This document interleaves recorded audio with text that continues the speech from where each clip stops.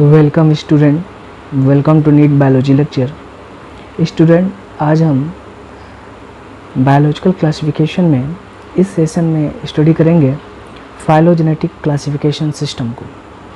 Previous lecture में हमने complete किया था बाइनॉमिनल नोमेनक्लेचर एंड ट्राइनॉमिनल नोमेनक्लेचर सिस्टम को। चलिए देखते हैं फाइलोजेनेटिक क्लासिफिकेशन क्या है। तो phylogenetic classification in the sense, आपको पिछली क्लास में मैंने बताया था कि अगर हम किसी भी लिविंग ऑर्गेनिज्म को उनके इवोल्यूशनरी हिस्ट्री के बेसिस पे क्लासिफाई करें तो उसको हम टर्म देते हैं फाइलोजेनेटिक क्लासिफिकेशन सिस्टम। चलिए देखिए आगे देखते हैं इसका मतलब क्या है। बोला है it is based on phylogeny. Phylogeny का मतलब क्या हुआ? Evolutionary history of an organism. Means जैसे आप बात करते हो अर्थ पे, अगर आज आप कोई स्पीसीज देख रहे हो, लिविंग स्पीसीज, तो वो ज़रूर उन जो आज प्रेजेंट है उसका कोई ना कोई एंसेस्टर होगा। ठीक है, तो वो किसी न किसी अपने एंसेस्टर से ही क्या हुए हैं, आज इवोल्यूट हुए हैं। तो उन्हीं के बीच का जो लिंक है ना एंसेस्टर से, जो आज का जो प्रेजेंट स्पीसीज है, उसी को हम बोलते हैं इवोल्यूशनरी हिस्ट्री।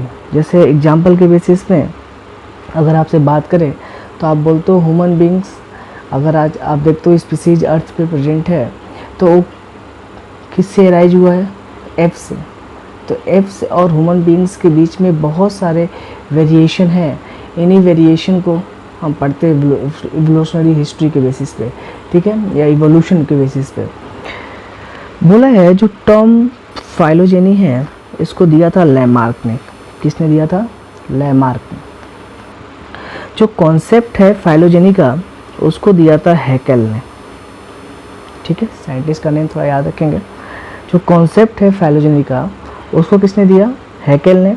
और जो टर्म फाइलोजेनी है उसको किसने दिया था? लैमार्क ने। चलिए नेक्स्ट बात करते हैं। बोला है a most ideal classification system है, however it is difficult as fossil record और नॉट ऑलवेज अवेलेबल। बोला कि ये सबसे आइडियल क्लासिफिकेशन सिस्टम है, यानी अगर आप किसी स्पीसीज को आप क्लासिफाई करते हो तो इवोल्यूशनरी बेसिस पे अगर आप उनको क्लासिफाई करो तो मैक्सिमम सारे डिटेल उनके बारे में आप फाइंड कर सकते हो। बट ये डिफ़िकल्ट भी है क्योंकि आप सारे फॉसिल के रिकॉर्ड को हमेशा अवेलेबल नहीं होते। जैसे आप बात करो कि जो स्पीसीज के इंसेस्टर अभी प्रेजेंट है उनकी इवोल्यूशनरी हिस्ट्री तो आपको पता हो जाएगी, बट जो एक्सटिंक्ट हो चुके हैं तो उनके स्केलेटन के बेसिस या फॉसिल के बेसिस पे हम क्या करते हैं, उनके क्लासिफिकेशन वगैरह को स्टडी करते हैं। तो बोला है कि जो फॉसिल रिकॉर्ड है हमेशा क्या होता है, अवेलेबल नहीं होता, तो थोड़ा क्या है, डिफ़िकल्ट भी है। बोला है hence natural classification is most widely accepted. इसलिए जो नेचुरल क्लासिफिकेशन सिस्टम को क्या किया, मैक्सिमम साइंटिस्टों ने क्या किया, एक्सेप्ट किया। ठीक है, चलिए आगे देखते हैं। बोला है in India many other countries Bentham and Hooker classification is widely followed. बोला इंडिया में और भी बहुत सारे कंट्री में बेंथम एंड हुकर का जो क्लासिफिकेशन सिस्टम है वो सबसे ज़्यादा क्या करते हैं, लोग फॉलो करते हैं। ठीक है, साइंटिस्ट वाले क्लासिफिकेशन में। अब हमें कुछ साइंटिस्ट के नेम पढ़ने हैं जिन्होंने फाइलोजेनेटिक क्लासिफिकेशन सिस्टम में अपना काफ़ी कंट्रीब्यूशन दिया हुआ है। तो कौन कौन से साइंटिस्ट हैं जिन्होंने काफ़ी कंट्रीब्यूशन दिया है फाइलोजेनेटिक क्लासिफिकेशन सिस्टम में? तो पहला साइंटिस्ट है इकलर। फर्स्ट साइंटिस्ट का नेम क्या है? इकलर, जिनको हम बोलते हैं फॉरफादर या पॉइनर ऑफ फाइलोजेनेटिक क्लासिफिकेशन। मीन्स या तो उनको हम क्या बोलते हैं, पॉइनर ऑफ फाइलोजेनेटिक क्लासिफिकेशन, या बोलते हैं फादर ऑफ फाइलोजेनेटिक क्लासिफिकेशन। किसको बोलते हैं हम? इकलर को। ठीक है, दूसरा साइंटिस्ट है एंगलर। देखो थोड़ा मिलता जुलता नाम है, कंफ्यूज नहीं होना है। दूसरे साइंटिस्ट कौन है? एंगलर। और दूसरा और एक और साइंटिस्ट का नाम क्या है? प्रेंटल, जो क्या है आपके फर्स्ट फाइलोजेनेटिक क्लासिफिकेशन इन्होंने दिया था और इसको पब्लिश किया एक बुक में जिसका नाम क्या था, डाई नेचुरलाइकेन ऑफ फ्लैंजीन फैमिली।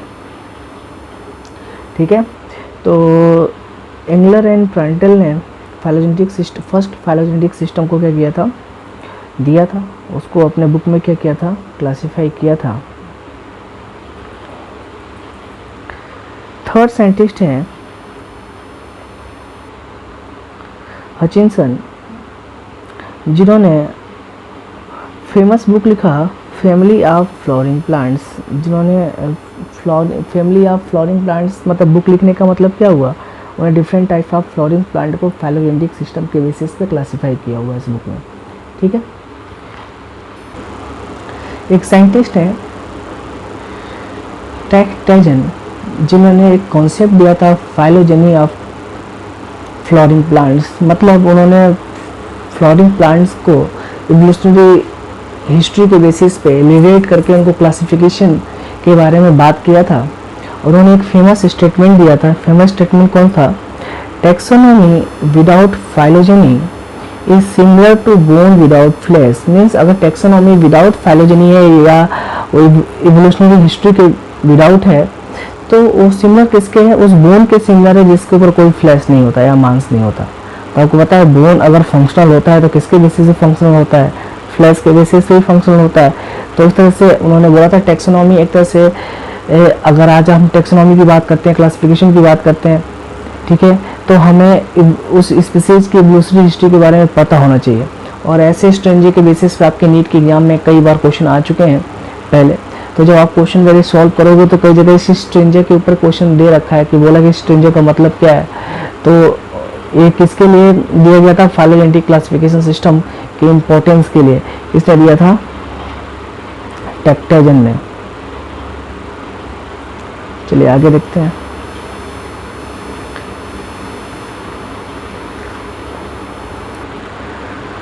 नेक्स्ट इसके बाद हमें पढ़ना है हायरार्किकल क्लासिफिकेशन। तो बोला कि हायरार्किकल क्लासिफिकेशन क्या है? इसको दिया था किसने? लिनियस ने। किसने दिया था? कैरोलस लिनियस ने ही दिया था। और उन्होंने डिफाइन किससे किया? ही डिफाइन सेवरल कैटेगरी और लेवल और rank, there are two types. उन्होंने क्या किया? डिफरेंट टाइप्स के कैटेगरी को डिफाइन किया। डिफरेंट टाइप्स के लिए या बोल सकते हो लेवल या रैंक को डिफाइन किया। वो कैसे थे? दो टाइप्स के थे। पहला टाइप था ऑब्लिगेट या ब्रॉड, और दूसरा जो टाइप था वो क्या था? नॉन ऑब्लिगेट या सब। ठीक है। तो ऑब्लिगेट या ब्रॉड कैटेगरी, नॉन ऑब्लिगेट या सब कैटेगरी। अब कौन किस में आता है? तो बोला है कि जो ब्रॉड कैटेगरी थे उसमें क्या क्या था? किंगडम, फाइलम या डिवीजन। फाइलम हम पढ़ते हैं जब एनिमल के रेफरेंस में आप पढ़ते हो तो फाइलम पढ़ते हो, डिवीजन भी पढ़ते हैं। तो आप बोलते हो जब आप प्लांट के रेफरेंस पे पढ़ते हो तो डिवीजन पढ़ते हो। फिर class, order, family, genus, species. ये जो 7 रैंक या आप बोल सकते हो कैटेगरी, ये क्या थे? ऑब्लिगेट कैटेगरी थे या ब्रॉड कैटेगरी थे। बाकी जो छोटे कैटेगरी या आप बोल सकते हो नॉन ऑब्लिगेट या सब कैटेगरी कौन कौन थे? पहला था सब क्लास, यानी क्लास का में भी अगर कई सारे मेंबर प्रेजेंट हो और उनमें बहुत सारे सिमिलरिटी है और कुछ डिसिमिलरिटी है तो उनको हम अलग क्लास में प्लेस करते हैं, तो आप उनको बोल सकते हो सब क्लास। फैमिली में सब फैमिली, और दूसरा ट्राइब, ठीक है। जीनस में सब स्पीसीज या वैरायटी, और स्पीसीज में रेस, ठीक है। तो ये सारे क्या है? इनके सब क्लास, इनके क्या है? नॉन ऑब्लिगेट कैटेगरी है। जब इनकी नेसेसरी होती है या जब आप बोल सकते हो डाइवर्सिटी ज़्यादा हो जाती है एक ग्रुप में, आप बोल सकते हो जो ब्रॉड कैटेगरी में, तो उनको हम सब कैटेगरी में भी डिवाइड करते हैं, वो हम आगे भी देखेंगे। तो आपसे एग्जाम में पूछा भी जाता है कि नॉन ऑब्लिगेट या सब कैटेगरी कौन कौन से हैं? सब क्लास है, सब फैमिली, ठीक है, या बोल सकते हो ट्राइब, सब स्पीसीज या वैरायटी, या आप स्पीसीज में आ गया और आप करो तो उसमें क्या आता है? रेस। चलिए आगे देखें। बोला है जो ऑब्लिगेट कैटेगरी है वो कितने होते हैं? 7 होते हैं। तो ऑब्लिगेट कैटेगरी कितने होते हैं? 7। तो देखिए यहाँ पे 7 ही तो है, 1 2 3 4 5 6 7, ठीक है। और बोला दीज आर ऑलवेज रिटन, कैसे रिटन किया कहते हैं KPC, मतलब कैसे आपने रिटन किया इसको, जो इनका जो फर्स्ट वर्ड है उसको हम कैपिटल लेटर में लिखते हैं। जैसे किंगडम का आपने K ले लिया, फाइलम का P ले लिया, क्लास का C ले लिया, ऑर्डर का O ले लिया, फैमिली का F ले लिया, जीनस का G ले लिया, स्पीसीज का S ले लिया, ठीक है। तो इस फॉर्म में क्या करते हैं, इनको हम डोनेट करते हैं। नेक्स्ट बोला है कि जो नॉन ऑब्लिगेट या सब कैटेगरी है आर लेस ब्रॉड, ये इतने बड़े नहीं होते हैं।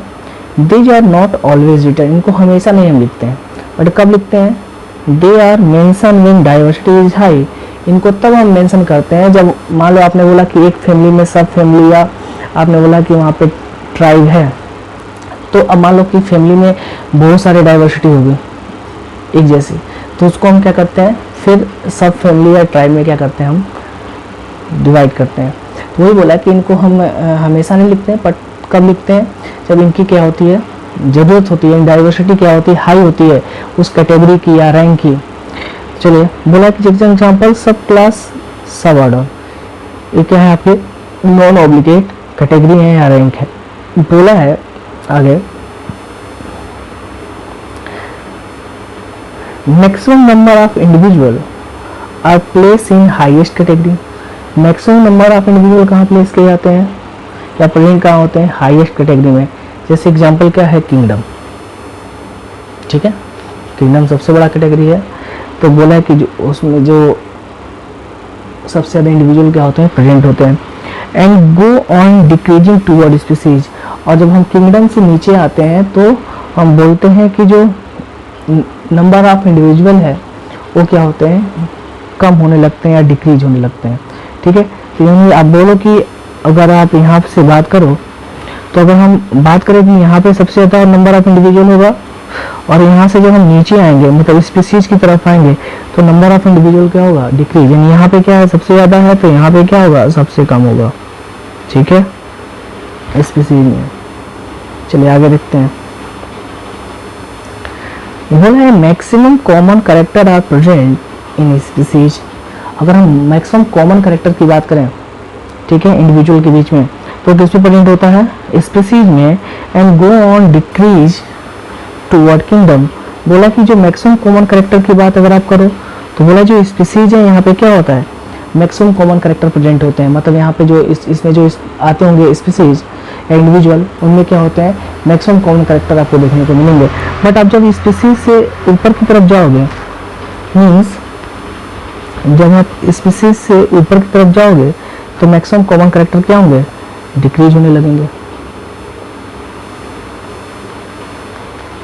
नेक्स्ट है क्या,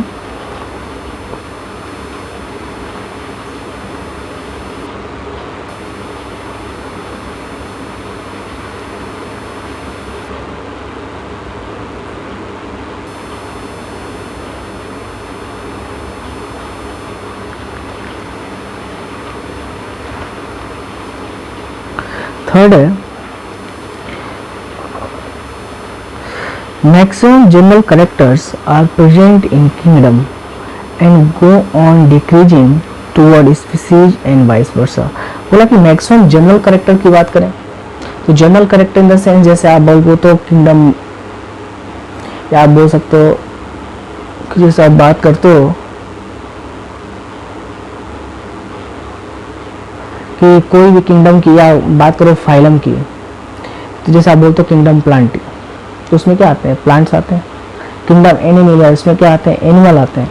तो मान लो कि किंगडम एनिमलिया में फिर आगे जाके डिवाइड होता है नंबर ऑफ फाइलम में, तो मोस्ट कुछ कॉमन कैरेक्टरिस्टिक होते होंगे ना, जो सारे एनिमल्स में प्रेजेंट होते होंगे। या आप किंगडम प्लांट की बात करो तो उसमें कुछ मोस्ट कॉमन कैरेक्टरिस्टिक होंगे जिसको आप बोलते हो कि ये प्लांट में होने ही चाहिए। तो मोस्ट कॉमन कैरेक्टरिस्टिक या जनरल कैरेक्टरिस्टिक की बात करें तो किस में ज़्यादा प्रेजेंट होता है, किंगडम में। बट जैसे जैसे हम नीचे आते हैं, मतलब स्पीसीज की तरफ आते हैं, तो मोस्ट कॉमन जनरल कैरेक्टरिस्टिक क्या होते हैं, डिक्रीज होने लगते हैं, कम होने लगते हैं, ठीक है। फिर स्पेसिफिक कैरेक्टरिस्टिक क्या होते हैं, बढ़ने लगते हैं, या कॉमन कैरेक्टरिस्टिक क्या होते हैं, बढ़ने लगते हैं।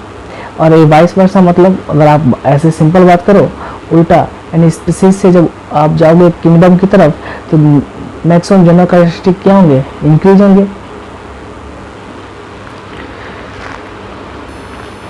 इसके बाद है कि organism are arrange in ascending order. Organism को हम कैसे अरेंज करते हैं, असेंडिंग ऑर्डर में, ठीक है।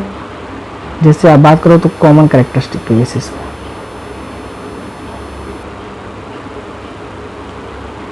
ठीक है। यानी आप बोलते हो ना सबसे स्पीसीज के बाद जीनस, ऐसे हम क्या करते हैं अरेंज करते हुए कहाँ तक जाते हैं, किंगडम तक। यानी हम कॉमन कैरेक्टरिस्टिक के बेसिस पे क्या करते हैं, हम ऑर्गेनिज्म को क्या करते हैं इस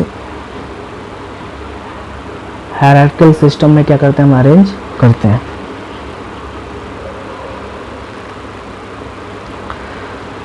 चलिए नेक्स्ट, इसके बाद हम बात करेंगे स्पीसीज के ऊपर। स्पीसीज क्या होता है, बोला कि फर्स्ट टाइम टर्म दिया था स्पीसीज जॉन रे ने। ए वेरी आईएमपी आपके एग्जाम में कई बार क्वेश्चन है, इसलिए इस पर ट्रिपल स्टार बने, आप थोड़ा ध्यान रखेंगे। बोला है it is most basic unit of classification. तो स्पीसीज क्या है, most basic unit of classification है। बोला as every species are not divided into sub species. अब आप बात करते हो ना, क्यों, क्योंकि क्या है सारे स्पीसीज को हम सब स्पीसीज में डिवाइड नहीं करते। तो सबसे बेसिक यूनिट क्या है आपका, स्पीसीज है। जैसे आपने बोला था ना कि स्पीसीज में भी सब कैटेगरी है, रेस या सब स्पीसीज, तो सारे स्पीसीज को थोड़ी हम डिवाइड करते हैं सब स्पीसीज या रेस में। तो हम बोल सकते हो जो बेसिक यूनिट है क्लासिफिकेशन की वो क्या है आपका, स्पीसीज है। चलिए आगे